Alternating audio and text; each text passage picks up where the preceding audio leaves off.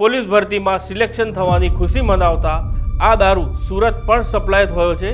વધુ એક લઠ્ઠાકાંડ ન સર્જાય તે માટે સરકાર દોડતી થઈ ગઈ છે। ગુજરાતમાં દારૂબંધીના કાયદા વચ્ચે ભાવનગરના ઘોઘા તાલુકાના ખરકડી ગામે લઠ્ઠાકાંડની ઘટનાએ સરકાર અને પોલીસ તંત્રને દોડતું કરી દીધું છે।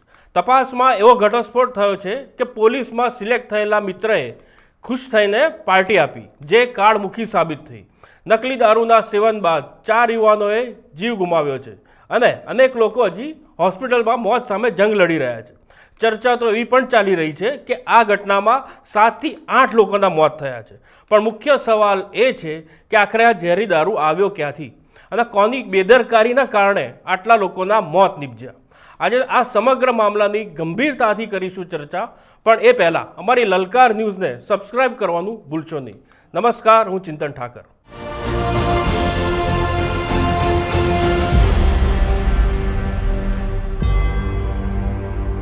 વાત છે 16 ઓગસ્ટની। ભાવનગરના ખરકડી ગામની એક વાડીમાં મિત્રો દ્વારા પાર્ટીનું આયોજન કરવામાં આવ્યું હતું।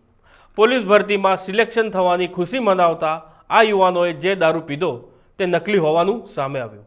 પ્રખ્યાત બ્રાન્ડ રોયલ સ્ટેગની ડુપ્લિકેટ બોટલોમાં ઝેરી કેમિકલ હોવાની આશંકા વ્યક્ત કરાઈ। પાર્ટી બાદ યુવકોની તબિયત બગડી હોસ્પિટલ લઈ જવા પડ્યા।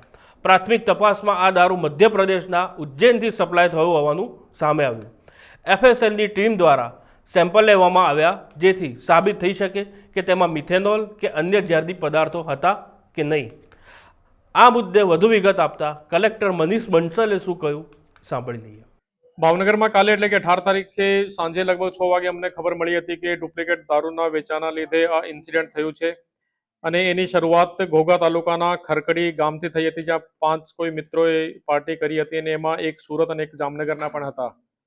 સુરતનો જે ભાઈ છે એની સુરતમાં સારવાર ચાલે છે અને જામનગરનો જે વ્યક્તિ છે એનો કોઈ લક્ષણ જણાતા નથી અને જામનગરમાં છે। હાલમાં અત્યારે પછી બીજા ગામોના લોકો પણ અફેક્ટ થયા અને ટોટલ 22 લોકો અસરગ્રસ્ત થયા છે, જે પૈકી 18 લોકો સારવાર હેઠળ છે અને બાકી 4 લોકોની મૃત્યુ થઈ છે। 4 માંથી કાર્તિક મકવાણા 40 વર્ષના, ઉપેન્દ્ર ગોહિલ 25 વર્ષના અને ઘનશ્યામસિંહ જડેજા 50 વર્ષના કન્ફર્મ એનાથી જ મૃત્યુ પામ્યા છે અને બાકી એક નરેન્દ્ર યાદવ નામનું જે મોત છે તો એનાથી થયું છે કે નહીં આ થોડુંક શંકાસ્પદ છે। અમે લોકોએ એક તો મીડિયાના મારફતે અને આમ પણ તમામ લોકોને સૂચના આપી છે કે જે પણ છેલ્લા લાસ્ટ 2, 3, 4 દિવસમાં જે આ પ્રકારની રોયલ સ્ટેગ જે બ્રાન્ડ છે એનું સેવન કર્યું છે તો તેમાં લક્ષણ હોય કે ન હોય તો તાત્કાલિક છતાં પણ હોસ્પિટલમાં સારવાર માટે દાખલ થવું જોઈએ। બીજું, જે ભાવનગરના પ્રાઇવેટ હોસ્પિટલ આરોગ્યમ, વેદ, ICU અને BIMS માં જે સારવાર હેઠળ છે તો ત્યાં પણ એક સુપરવિઝન અને એનો સહયોગ કરવા માટે આપણે જે મેડિકલ કોલેજના 2 નિષ્ણાંતની ટીમને પણ ત્યાં મોકલી છે। પછી અમદાવાદના IKD હોસ્પિટલમાંથી નેફ્રોલોજિસ્ટ પણ ભાવનગર આવવાના છે, જે સાંજે લગભગ 5:30-6 વાગે ભાવનગરમાં પહોંચી જશે અને પોલીસ પણ એ જે ગુનામાં જે કનેક્ટેડ છે 4 બુટલેગરની ધરપકડ એમાં કરી છે। અને જેમ હું તમને કીધું કે 18 લોકો સારવાર હેઠળ છે। આ 18 લોકોમાંથી ડૉક્ટરના જણાવ્યા પ્રમાણે 2 લોકો ક્રિટિકલ છે, 4 ICUમાં છે, 2 વેન્ટિલેટર ઉપર છે અને 10 દર્દી એવા છે જે કે સ્ટેબલ છે। અને અત્યારે પણ અમે લોકો મીન્સ કે તમામને અપીલ પણ કરીએ છીએ કે જે પણ છેલ્લા 3-4 દિવસમાં જે ડુપ્લિકેટ રોયલ સ્ટેગનું કોઈ સેવન કર્યું હોય તો તાત્કાલિક નજીકના અથવા તો સર્ટી હોસ્પિટલમાં આવવા માટેને જણાવવામાં આવે છે। હોસ્પિટલની હું સવારે સર્ટી હોસ્પિટલમાં અને બાકી 3 પ્રાઇવેટ હોસ્પિટલની મુલાકાત લીધી હતી અને અમુક લોકો ICUમાં અને અમુક સામાન્ય બેડ ઉપર હતા અને જે પણ એમાં લક્ષણ હોય છે કે ભાઈ વિઝન લોસના અને શ્વાસ વગેરેમાં જે તકલીફ થાય છે, બાકી એના ઉપર તો વધારે પ્રકાશ તો ડૉક્ટર પાડી શકે છે, પણ જે બેસ્ટ ટ્રીટમેન્ટ મળવાનું હોય તો આ ટ્રીટમેન્ટ અમે લોકો એટલે કે પ્રાઇવેટ સેક્ટરના હેલ્પથી, સર્ટી જે મેડિકલ કોલેજ છે એના હેલ્પથી અને જેમ કીધું કે IKD હોસ્પિટલના નેફ્રોલોજિસ્ટ પણ ભાવનગર આવી રહ્યા છે।